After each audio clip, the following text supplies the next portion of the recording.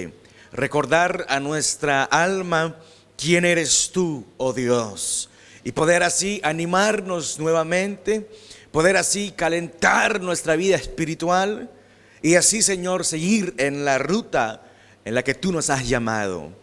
Ahora, Padre, habla a tu pueblo. Háblanos, Señor, ya que sin tu palabra nosotros desfallecemos. Dice ella misma que por falta de conocimiento tu pueblo perece. No permitas que así sea en esta iglesia. No lo permitas en nuestra familia ni en nuestra propia vida.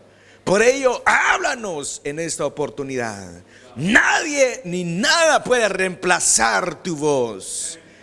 Queremos estar pues atentos y ser edificados por tu palabra. Crecer en el entendimiento de tu obra para con el ser humano. En el nombre de Jesús te lo pedimos. Amén. Amén. Vamos a abrir la Biblia, hermanos, en el Evangelio de Mateo, capítulo 5.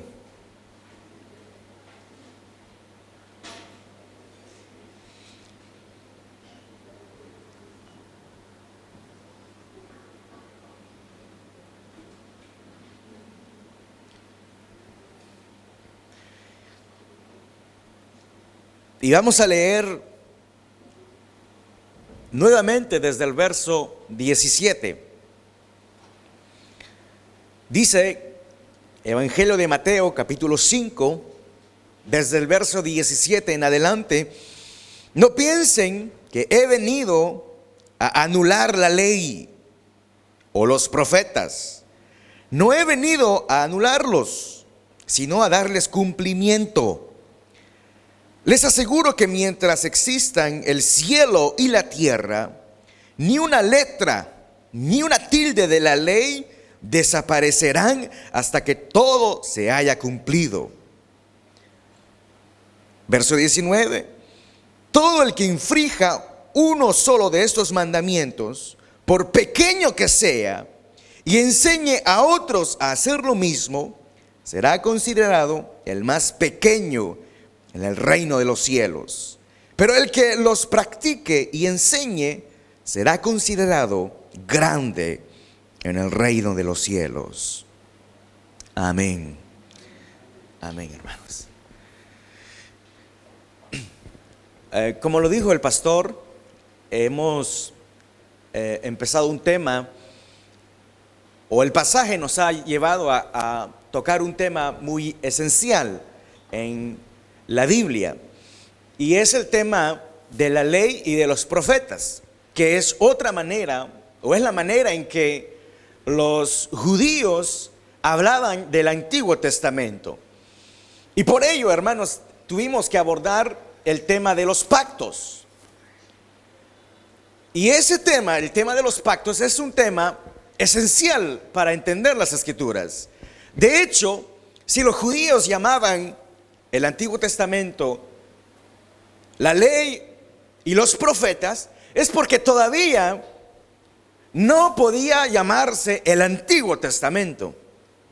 Porque el que habla del Antiguo Testamento habla del Nuevo Testamento. Habla de antiguo porque hay algo nuevo. Entonces, cuando vino Jesús, cumplió la ley y los profetas y dio un nuevo pacto. Entonces ahí recién se pudo considerar la ley y los profetas como el Antiguo Testamento. Es importante entender lo que se ha denominado la teología de los pactos, porque eso nos ayuda a entender de una mejor manera las Escrituras en su globalidad y cómo Dios ha tratado con el ser humano. Todos, hermanos, tenemos relaciones con las personas. Con su jefe usted tiene una relación de contrato. Con su esposo usted o su esposa usted tiene un pacto. Todos tenemos relaciones que nos juntan con o nos ponen en comunicación o comunión con las personas. Pero Dios no escapa a esto. Dios también tiene una relación con el ser humano y particularmente con su iglesia, y esa relación está basada en los pactos. Nosotros tenemos una relación con Dios basada en el pacto. Ahora, por eso es importante entender qué es un pacto. Y otro indicio de que es importante es que, ¿qué significa testamento? ¿Por qué es que se habla del Antiguo Testamento y del Nuevo Testamento? En realidad, testamento significa pacto. Entonces, si nosotros tendríamos que llamar la Biblia, diríamos, estamos diciendo el Antiguo Pacto y el Nuevo Pacto. Eso está mostrando la importancia que tiene o que tienen los pactos para entender correctamente las Escrituras.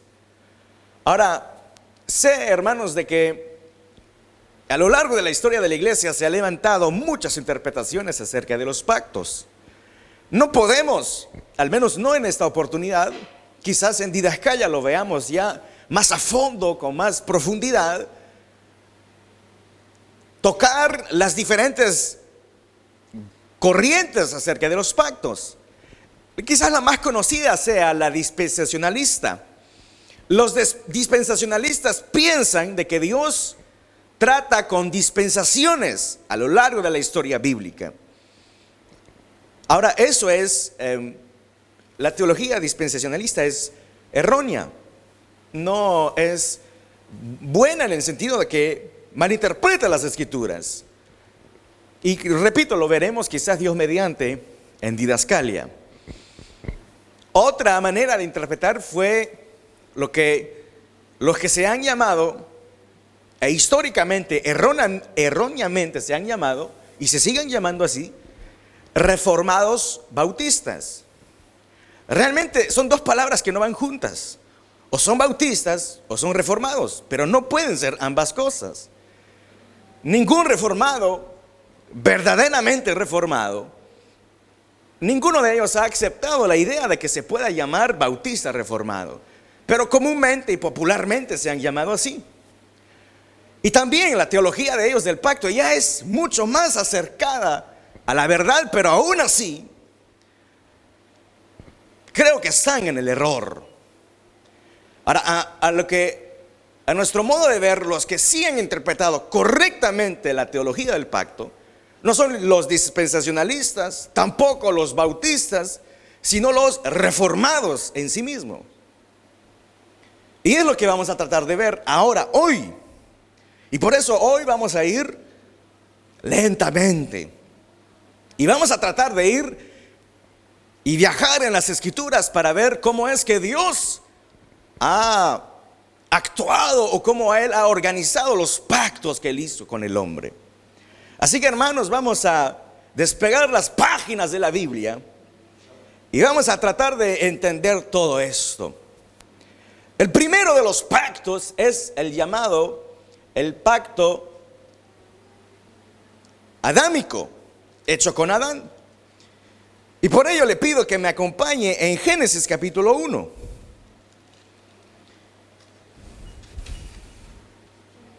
Génesis capítulo 1. Y ahí vamos a ver el primero de los pactos. Y vamos a estudiar de modo superficial cada uno de los pactos para poder entender todavía mejor lo que Jesús dijo al decir: he venido a cumplir la ley y los profetas. Dice capítulo 1, verso 27. Primero tengo que decirles esto para poder entender. Todos los pactos tienen al menos 3 características. Recuerde que un pacto es un contrato entre 2 o más personas, pero al mínimo debe haber 2 personas o 2 grupos, entre 2 y más personas. Un pacto es un contrato entre 2 o más personas. Eso es lo primero. Y la manera en que la Biblia describe todos esos pactos es que primero Dios muestra su bondad. Primera característica para reconocer dónde es que hay un pacto es que Dios muestra su bondad. Lo segundo es que dentro del pacto debe haber, y Dios espera del ser humano, lealtad. Primero es la benevolencia de Dios. El segundo es la lealtad del ser humano que Dios espera.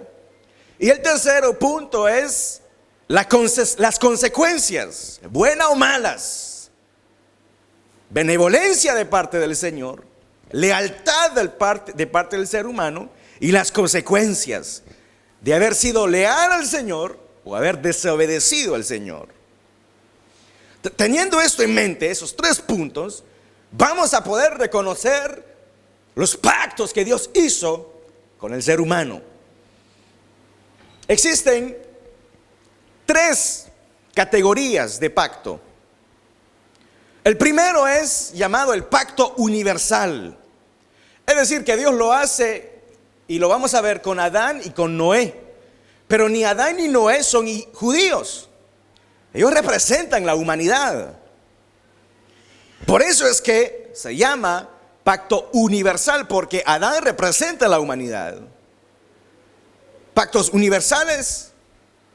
La segunda categoría sería pacto nacionales, que ya Dios hace con la nación de Israel. Y finalmente está el nuevo pacto que Dios hace con Jesús. Entonces, tres categorías de pactos: universales, nacionales y el nuevo pacto. Veamos entonces, ya que hemos dicho todo esto, ¿dónde se encuentra el primer pacto? En Génesis capítulo 1, vea, lo primero que tenemos que encontrar es, si han seguido, ¿cuál es la primera característica? Gracias a los hermanos que siguen. Les amo, hermanos.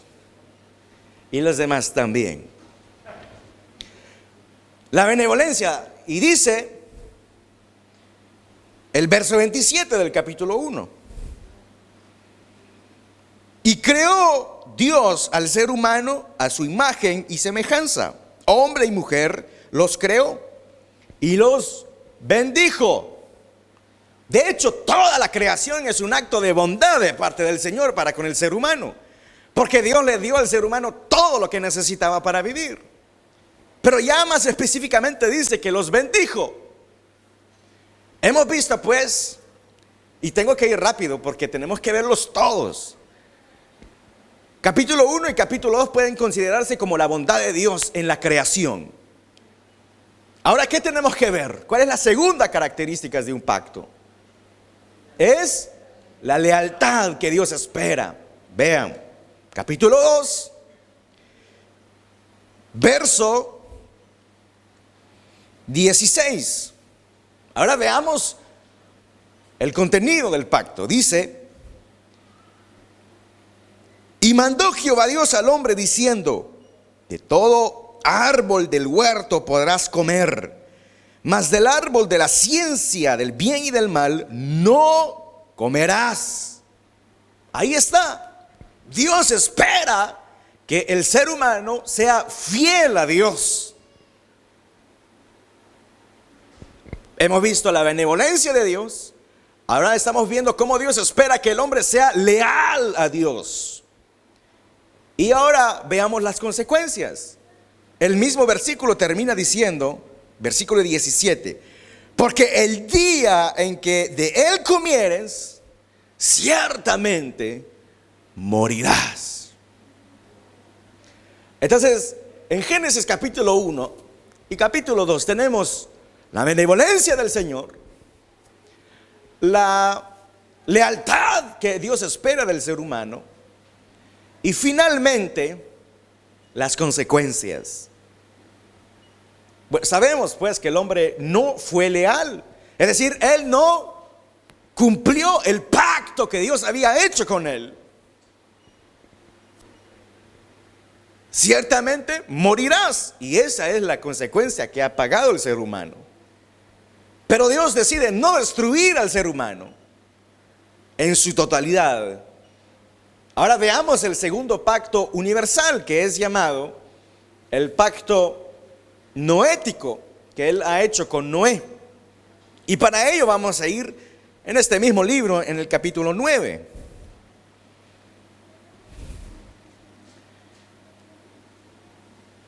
¿Qué vamos a buscar primeramente?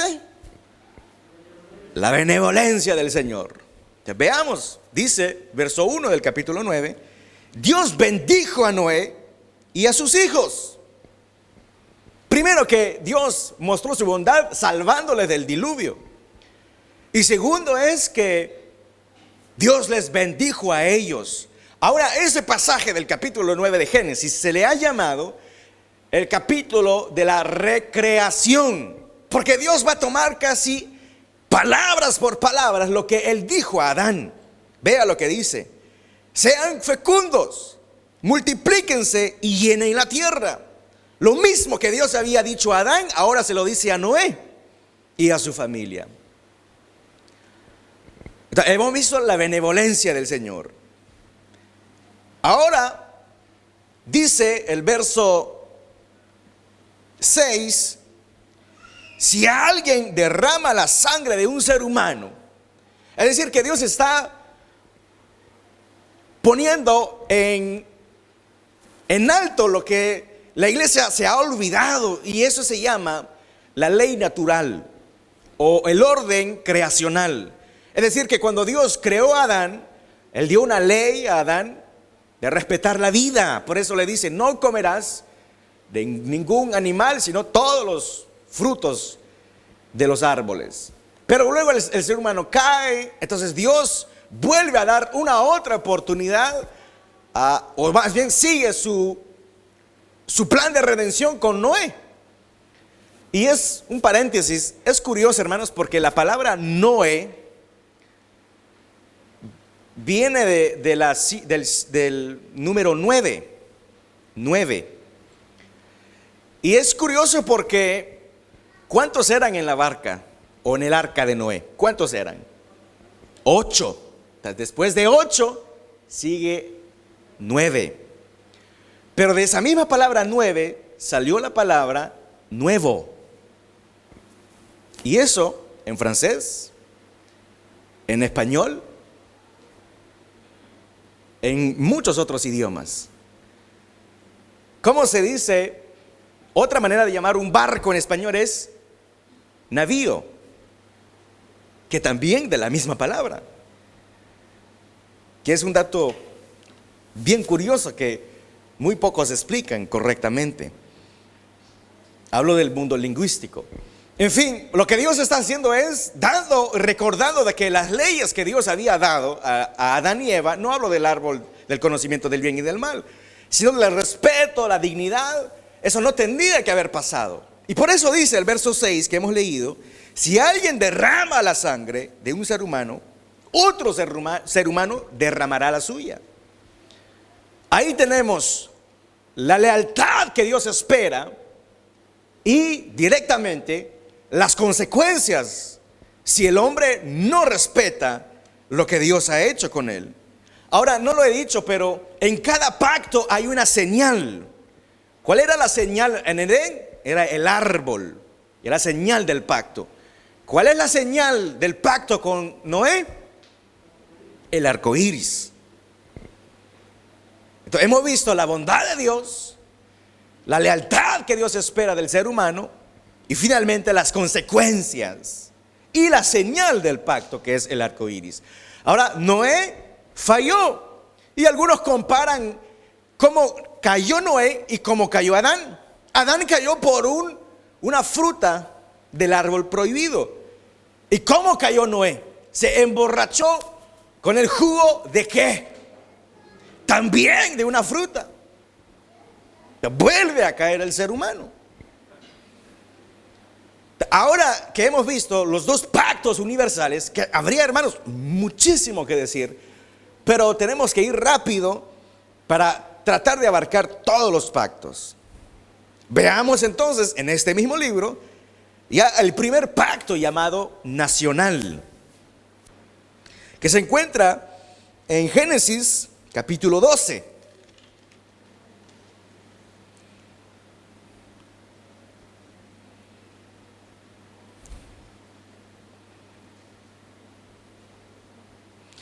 capítulo 12 dice, estamos buscando la benevolencia del Señor. Capítulo 12, verso 2. Haré de ti una nación grande y te bendeciré y engrandeceré tu nombre y serás bendición. Serás una bendición. Ahí está la benevolencia del Señor. El hecho que el Señor haya tomado a Abraham y le dé todas estas bendiciones. Ahora veamos la lealtad que Dios espera de Abraham. Capítulo 17.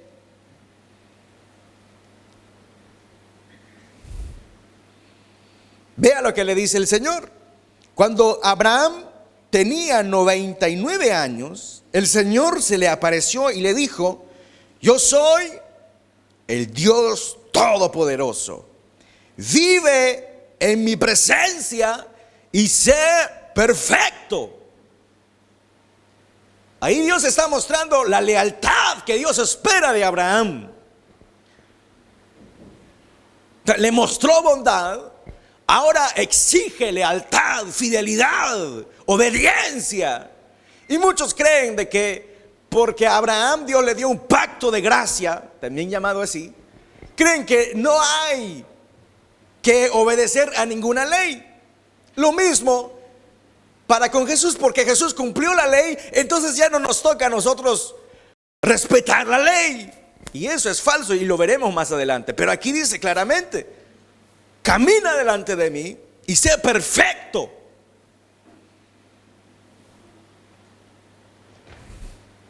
Luego dice, verso 10, vea lo que dice, de este mismo capítulo 17.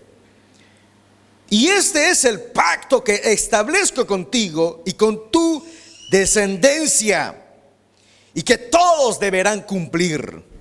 Todos los varones entre ustedes deberán ser circuncidados. Esto es la señal del pacto.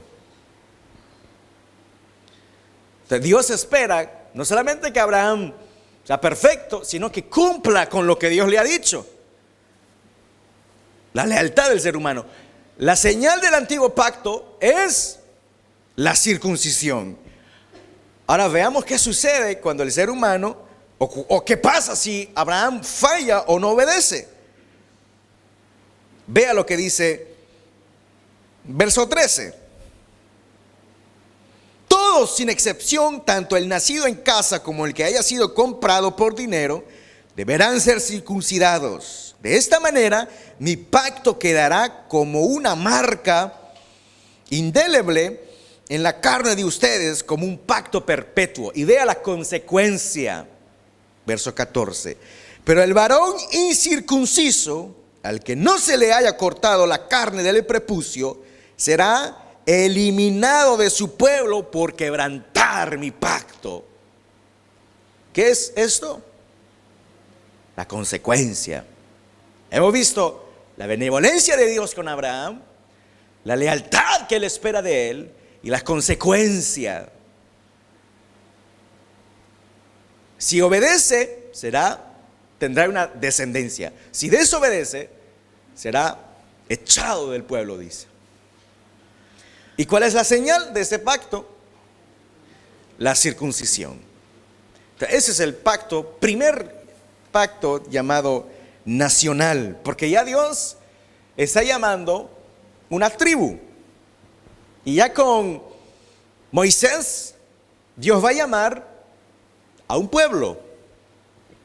Veamos el pacto hecho o llamado sinaítico o mosaico. Éxodo capítulo 20.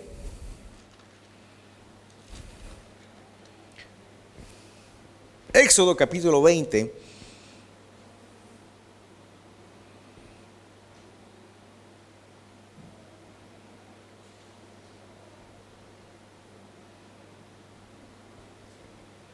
Dice el verso 2. Veamos la benevolencia de Dios. Yo soy el Señor tu Dios. Yo te saqué de Egipto, del país donde eras esclavo. Ahí está la bondad del Señor, que salvó a los hebreos de la mano de Egipto. Luego está que Dios espera la lealtad, la obediencia del ser humano. Y ahí están los 10 mandamientos. Dice el primero o el segundo, dice, el verso 3, perdón: no tengas otros dioses además de mí. No te hagas ningún ídolo, ni nada que guardes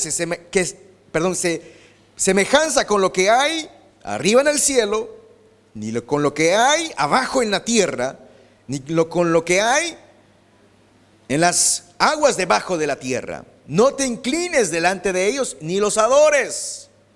O sea, todo eso, e incluso todos los mandamientos que Dios va a dar a Moisés, son parte de lo que Dios espera del ser humano. Obediencia, es la lealtad del ser humano, y en particular de su pueblo.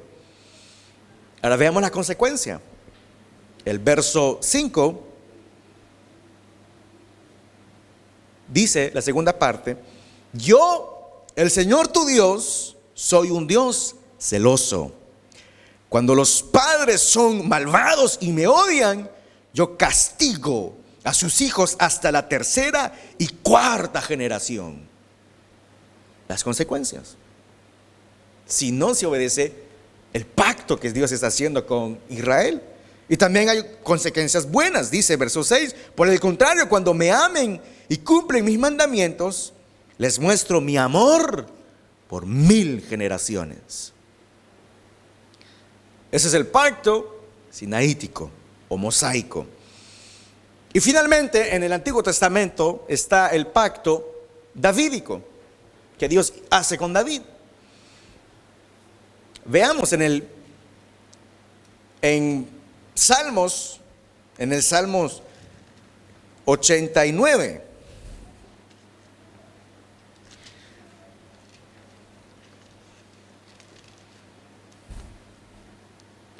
Salmos 89 dice: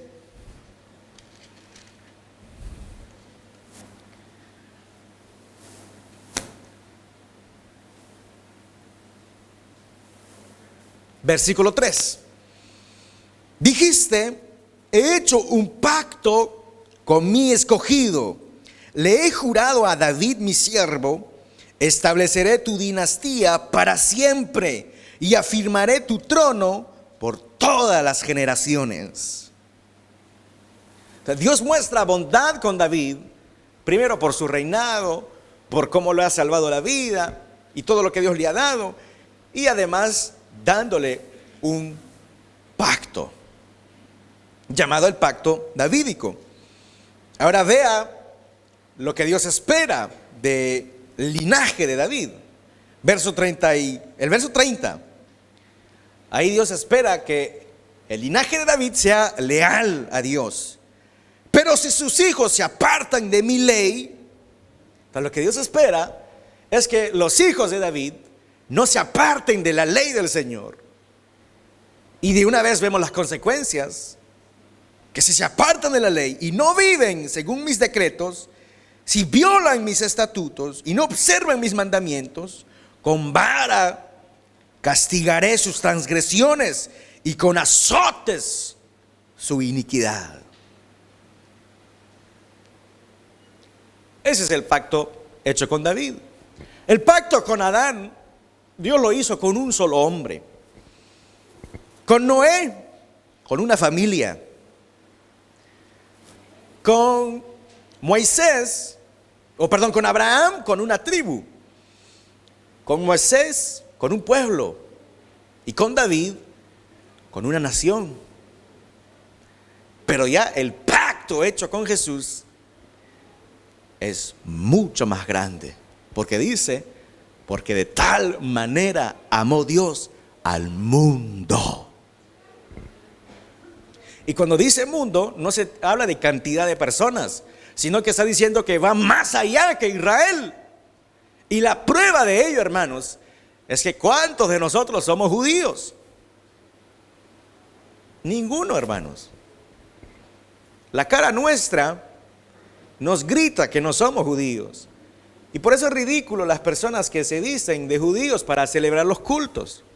Si Dios fue más allá que la nación de Israel, Él fue hasta Colombia, hasta Chile, hasta Perú, hasta Ecuador, hasta Francia, para hacer el nuevo pacto.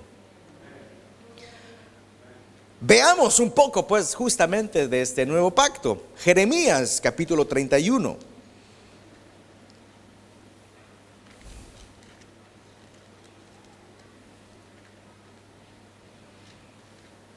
Capítulo 31.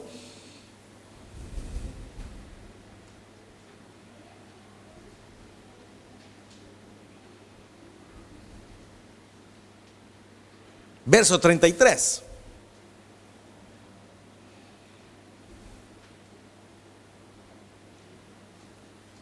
Pero este es el pacto que haré con la casa de Israel después de aquellos días, dice Jehová. Daré mi ley en su mente y la escribiré en su corazón. Y yo seré a ellos por Dios y ellos me serán por pueblo. Ahí está la benevolencia del Señor. Y también está que Dios espera que ellos sean leales. Porque de una vez dice que Él va a poner la ley en sus corazones.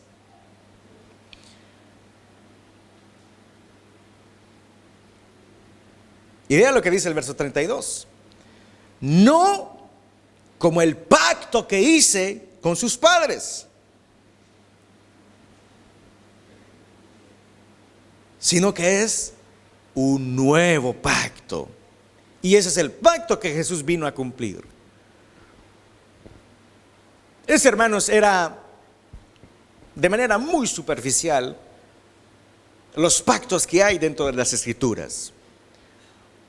En cada uno de ellos podríamos profundizar más, pero creo que ya hemos entendido de que Dios actuó con el ser humano con pactos, no como si fuéramos amigos o como siempre hay una señal. Por eso es que siempre hay una señal, porque lo que se está haciendo es algo serio con el Señor. Ahora, ¿cuál es la señal del nuevo pacto? Colosenses 2 dice que la señal del nuevo pacto es el bautismo. Es la señal que Dios ha hecho un pacto conmigo.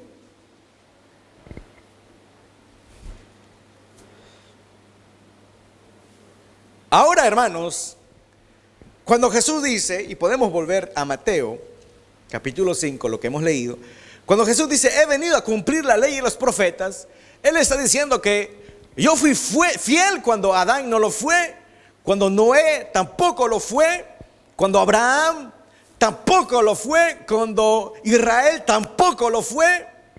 Yo sí fui fiel al pacto hecho por el Señor. Ahora, hay un último pacto del que no he hablado. Y ese pacto fue hecho antes de que usted y yo naciéramos. Antes de que Jesús viniera a la tierra. Antes de David. Antes todavía más de Abraham, de Moisés. Incluso antes de Adán. Ese pacto se ha llamado el pacto de redención. Y ese pacto fue hecho por Dios mismo. Ahora, si usted recuerda lo que le dije que que el pacto es un contrato entre dos personas o más. Pero uno no puede hacer un contrato con uno mismo. Entonces, ¿cómo es que Dios pudo hacerlo consigo mismo? Porque de ahí la importancia de la enseñanza de la Trinidad.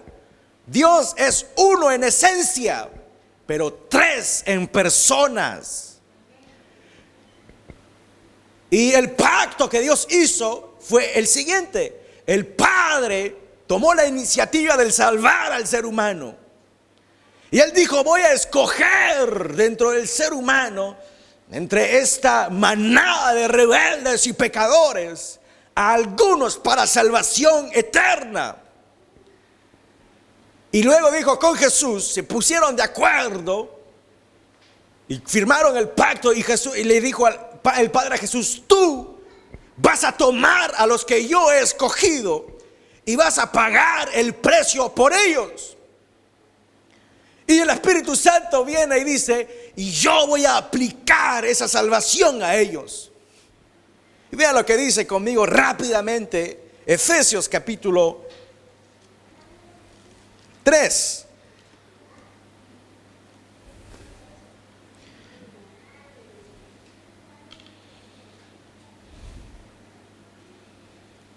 Vea lo que dice el verso 11 del capítulo 3.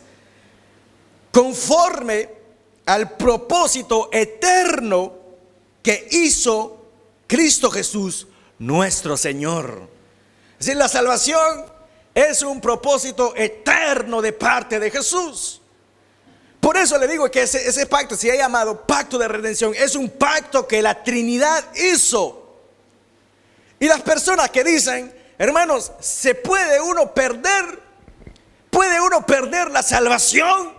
Hermanos, ¿cómo usted cree que Dios puso en sus manos un pacto que Él hizo con sí mismo?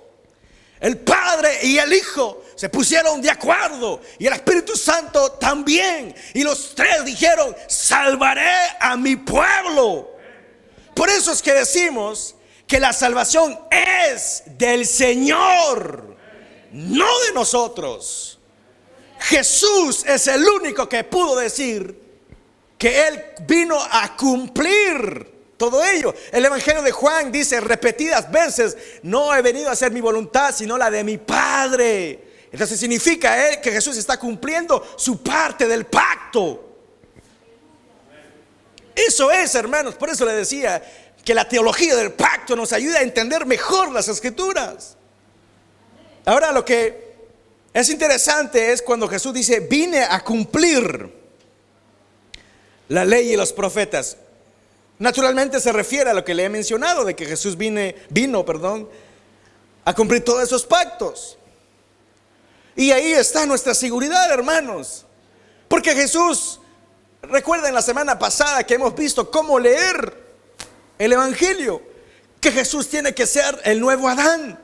Él sí tiene que obedecer a la ley que Dios le dio para poder ser el rey del nuevo reino, o el rey del reino de Dios, o como dice Romanos, el primogénito.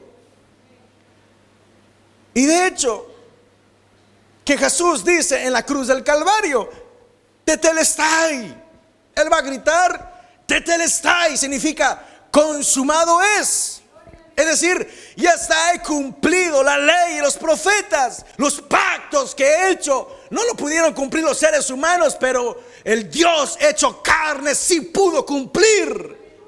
Por eso es que Él pudo gritar: tetelestai, consumado es. Dios cumplió el pacto hecho con el ser humano. Ahora, más específicamente, porque de eso va a tratar especialmente este evangelio, y es la relación que Jesús tiene con la ley. Y obviamente se refiere a la ley de Moisés, que Él vino a cumplir la ley de Moisés. Recuerden que la ley de Moisés es una ley moral, ceremonial y civil. Civil porque era la ley que Dios le dio a un pueblo llamado Israel para que pudieran vivir como una nación. Y todas las naciones tienen un código de ley. Y ese código civil le fue dado por el Señor. Pero esto, hermanos, no es lo más importante. Lo más importante fue obedecer la ley ceremonial y moral. Ceremonial significa que Jesús vino a ser el Cordero. Por eso es que Juan el Bautista va a presentar a Jesús diciendo: he aquí el Cordero que quita el pecado del mundo. Porque Jesús cumplió la ley ceremonial, pero también Jesús cumplió la ley moral. Por eso es que Hebreos dice que tentado en todo, mas sin embargo sin pecado. Ahora la gran pregunta, hermanos, es: ¿qué relación tiene el cristiano con la ley? Si Jesús vino a cumplir la ley, ¿Qué necesidad hay que yo la cumpla? Porque Jesús la cumplió perfectamente. Y es más, ¿qué ley tengo que cumplir? Aquellos que guardan, me parece que son, no me acuerdo el nombre, los que guardan el sábado. Gracias, los adventistas guardan el sábado porque dicen que la ley tiene que ser cumplida. El punto es que Jesús dice que la ley no pasará hasta que se haya cumplida. Y Jesús ya cumplió la ley ceremonial. Por eso no necesitamos guardar el sábado. No necesitamos nada del Antiguo Testamento al nivel ceremonial, ritual. No necesitamos el candelero. No sirve para nada. Nosotros tenemos mejor que el candelero. Tenemos a Jesús. Pero ¿qué ley tenemos que guardar entonces? Si ustedes se fijan en las seis refutaciones que Jesús hace a los escribas que malinterpretan la ley, Él dice: oíste que fue dicho, mas yo os digo. Oíste que fue dicho, mas yo os digo. 6 veces. Y en las 6 veces concierne la ley moral. Jesús y la ira. Oíste que fue dicho a los antiguos: no matarás. Pero yo os digo que cualquiera que se enoje contra su hermano se haga culpable de juicio. Esa es la ley moral, no ceremonial ni tampoco civil. Luego está Jesús y el adulterio. Oíste que fue dicho: no cometerás adulterio. Pero yo os digo que cualquiera que mira a una mujer para codiciarla, ya adulteró con ella en su corazón. La ley moral. Jesús y el divorcio, Jesús y los juramentos, el amor hacia los enemigos, todo eso es moral. Ahora, ¿qué es lo que nosotros tenemos que hacer con la ley? Ceremonial, Jesús la cumplió. Civil, no somos Israel. Al menos no nacional. Espiritualmente sí, pero no nacional. Entonces nos queda la ley moral. Y vea, Jesús mismo nos va a decir cuál es la relación que tenemos que tener con la ley moral. Vea lo que dice el verso 19. Todo el que infrija uno solo de estos mandamientos, por pequeño que sea, y enseñe a otro a hacer lo mismo, será considerado el más pequeño en el reino de los cielos. Y luego dice lo contrario. Pero el que los practique y enseñe será considerado grande en el reino de los cielos. Esa debe ser nuestra relación con la ley moral. Obedecerla. ¿Para qué? Si Jesús ya nos salvó. Porque la ley moral es eterna. Es eterna. No es para salvación, porque ya hemos sido salvos. De hecho, vea lo que dice: aquellos que no la obedecen. ¿Qué dice? ¿Que se van a perder? No. ¿Qué dice? Que será llamado pequeño. ¿Dónde? En el infierno. En el reino de los cielos. Ahora usted podría decir: y caer en el antinomianismo. Los antinomianistas es una palabra doble. Anti, que es contra, y nomianismo, que viene de la palabra nomos, que es ley en griego. Los que están en contra de la ley. Ellos dicen: hermano, no, usted no debe empujar a la iglesia a guardar ninguna ley. Ya somos salvos en Cristo, hagamos que la gracia de Dios abunde. Bueno, Pablo dice: no, nosotros tenemos que guardar la ley, pero ya no para salvación o justificación, sino como una expresión de nuestra salvación y como un camino para nuestra santificación. Entonces, no es porque Jesús cumplió toda la ley que nosotros tenemos, hermanos, que ahora descansar en la victoria de Cristo y no luchar para guardar la ley. Obviamente podemos y debemos descansar en Cristo, pero no tenemos que tomar la ley como un medio para salvación. Porque ese medio es Jesús, que Él cumplió ya esa ley. Ahora la debemos cumplir para santificarnos. Y eso Jesús está insistiendo en ello. Ustedes tienen que guardar la ley para ser santificados. Y no la ley como los fariseos o los escribas la habían interpretado, sino la ley como Dios la había dado. Por eso va a decir, ustedes han oído, ¿verdad?, de que los escribas le dijeron, no mates. Y los escribas no mataban, los fariseos no mataban a nadie. Pero Jesús va a decir, no, pero el verdadero sentido de la ley no es solamente no cometer un acto físico, sino que incluso dice, dice, pero yo os digo que cualquiera que se enoje contra su hermano será culpable. Y vea lo que dice. Y cualquiera que diga necio a su hermano será culpable ante el concilio. Y cualquiera que le diga fatuo o que lo maldiga será expuesto al infierno, dice. Porque lo que Jesús está haciendo es la diferencia entre aquellos que guardan la ley de manera externa, creyendo así que son salvos, y los que verdaderamente guardan la ley en sus corazones. Es lo que dice Jeremías: yo escribiré la ley en sus corazones. Y aquellos que obedecen verdaderamente a la ley no se conforman con no matar, sino que van hasta no insultar, no maldecir. Y aquellos que aún lo hacen en sus corazones, ¿qué están demostrando? Que la ley del Señor no está en sus corazones.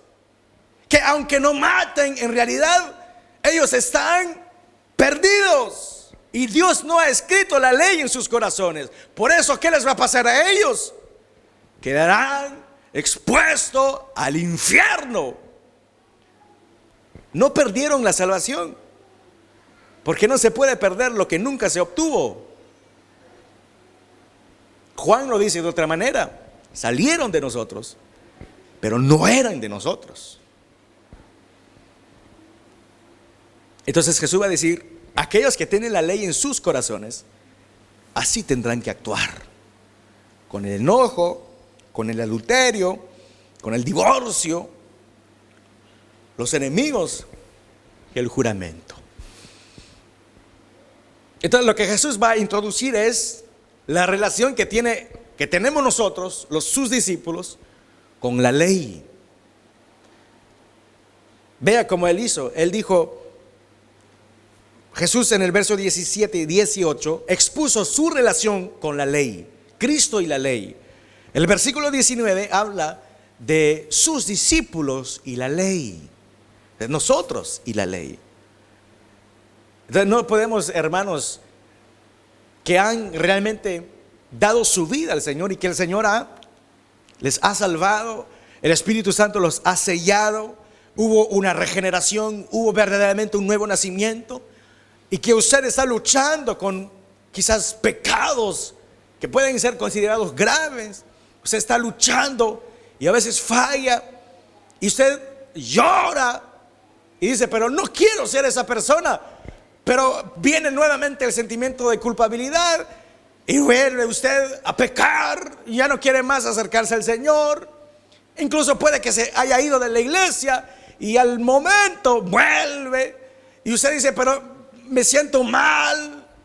Esas personas que realmente han sido salvas pero luchan, Jesús les recuerda en esta oportunidad: no se trata de que guardes la ley para que yo te ame. Yo te he amado, por eso he guardado la ley. Jesús dice, yo sé cuál es tu debilidad, yo sé que tu tendencia es pecar en esto, pero yo he cumplido la vida que tú no podías vivir, para que tú y yo entremos en una relación de pacto. Juan Calvino decía, recuerden el bautismo, recuerden su bautismo, que ahí Jesús le dio una nueva vida, que Jesús enterró o ahogó su antigua naturaleza para resucitar con Cristo. Y de hecho, hermanos, así es que nació la supuesta agua bendita. ¿Se acuerdan que en la iglesia católica hay una vasija con agua? ¿Se acuerdan o no se acuerdan? ¿Por qué hay agua? Porque los católicos, y para mí es algo bueno, claro, se ha vuelto algo religioso y supersticioso, pero la intención era buena. La intención era de que cada persona que entra en la iglesia se recuerde del bautismo. ¿Por qué recordarse del bautismo? Porque ahí esto es la señal del pacto nuevo que Dios hizo. Que Jesús tomó mi lugar, que Jesús vivió la maldición que tendría que haber yo vivido. Y lo segundo es que Jesús dice a aquellos que vienen a la iglesia y que no pecan aparentemente, y les dice cuál es la relación que tenemos que tener con la ley. Y usted dice: hermanos, yo no pequé porque yo no cometí adulterio. Vea, yo soy fiel a mi esposa. Salgo del trabajo y me voy corriendo a mi casa, le hago su besito a mi mujer y ahí estoy con mis hijos. Vea, yo le soy fiel, yo guardo la ley. Viene Jesús y dice: no, es que la ley no solamente dice esto. La ley dice que aquel que codicia a una mujer en su corazón, aquel que mira pornografía, aquel que mira a esas muchachas que, pobrecitas, cada vez menos vestidas andan, quizás porque le falte dinero, el que codicia una vez ya pecó. Ahora, lo que usted dice: yo me fui a mi casa y vi besito a mi mujer y estuve con mis hijos. Pero lo que no dice es que en el camino de su trabajo a su casa, usted anduvo mirando y mirando y mirando. En otras palabras, según la ley, infringiendo la ley. Culpable de muerte, dice Jesús. O somos justificados en Jesús y hacemos nuestra la vida de Jesús, y así no somos condenados más. Porque dice Pablo: para los que están en Cristo no hay condenación. O todavía el Señor no ha agravado su ley y intentamos con nuestras fuerzas guardar la ley externamente. Qué sorpresa será cuando llegue el juicio final y Dios le diga: apartaos de mí, nunca les he conocido. Ahora, ¿cómo evitar esto? Dice la Biblia: justificados pues por medio de la fe, tenemos paz para con Dios. La fe en lo que Jesús hizo, que Él vivió la vida que tenía que vivir, Él murió la muerte que tenía que morir, Él tomó la copa de la ira de Dios que yo tendría que haber tomado. Si usted con la fe abraza esa verdad, entonces es usted una nueva criatura y ha pasado de la muerte a la vida. Así que estamos o en un lugar, o en un bando, o en el otro. O somos parte de aquellos que hemos abrazado a Jesús como Salvador y hemos dicho: Él es el que tomó mi lugar, y por ello, por Jesús soy salvo. O somos de aquellos que decimos, o que tratamos de guardar la ley para ser salvos, sabiendo que en el fondo del corazón nadie ha guardado la ley. Otra manera de diferenciar: o somos salvos o estamos perdidos. O tenemos a Cristo, o solo le quedan sus propios esfuerzos y méritos para ser salvos.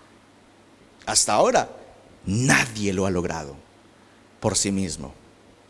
Y los que han confiado en Jesús hoy están gozando en el cielo, o están gozando aquí en la tierra de lo que hizo Jesús. Así que eso es lo que Jesús quiso decir cuando Él dijo: he venido a cumplir la ley y los profetas. Y espero que mis discípulos cumplan ahora ellos mismos también la ley, no para salvación, porque yo ya he pagado el precio. Así que ya las próximas veces veremos cómo Jesús espera que la ley, o cómo actúa alguien que tiene la ley grabada en su corazón. Eso va a mostrar quién es salvo y quién está perdido. Eso es lo primero. Lo segundo también nos va a ayudar a nosotros en nuestra santificación, porque veremos, hermanos, que Jesús no bromea con el pecado. Le dice: si tu ojo te es ocasión de caer, arráncalo y échalo al fuego. Nuestra lucha con el pecado sigue, y es lo que vamos a ver más adelante. Vamos a cerrar nuestros ojos, hermanos, y vamos a orar.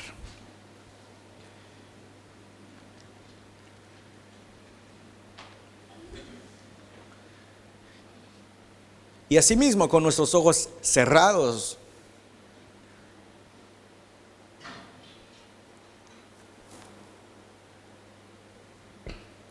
como le dije, el llamado del Señor hoy es doble. El primero es para animar a aquellos que confían en sí mismos para guardar la ley que Dios espera, pero se desesperan porque no pueden. Bueno, Jesús le dice: yo he cumplido la ley, descansa en mí. No guardes la ley para tratar de salvarte, o para tratar o intentar que yo te ame más. Con amor eterno te he amado. Con amor eterno te he amado. Y por ende, dice el Señor, te he prolongado mi misericordia. Y el segundo mensaje que el Señor da es que aquellos que no guardan la ley, quizás no sea porque son débiles solamente, sino porque todavía no han experimentado la gracia salvadora del Señor. Y hoy es un llamado urgente a reconciliarse con el Señor. Si hoy es mi voz, no te endurezcas. Vamos a orar. Padre que estás en los cielos, gracias, Señor, te damos por Jesucristo. Gracias porque Él vino a cumplir la ley, toda la ley. Gracias, Señor, porque el pacto que hiciste con el ser humano, aunque no lo hayamos podido guardar y cumplir, el Jesús, tu Hijo, hecho carne, representando así al ser humano, sí pudo guardar los pactos y la ley. Gracias, Señor, te damos por ello.